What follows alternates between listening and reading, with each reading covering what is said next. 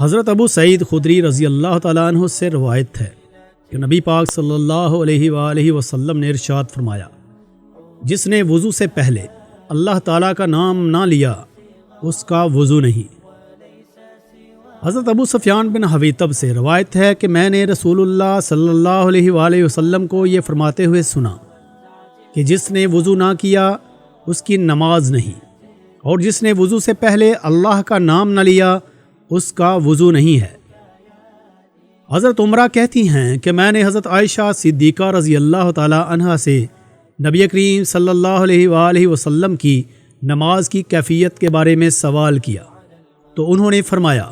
نبی کریم صلی اللہ علیہ وآلہ وسلم جب وضو کرنے لگتے تو پہلے اپنا ہاتھ پانی میں رکھ کر بسم اللہ پڑھتے، پھر وضو کرتے اور عمدہ طریقے سے پورا وضو کرتے۔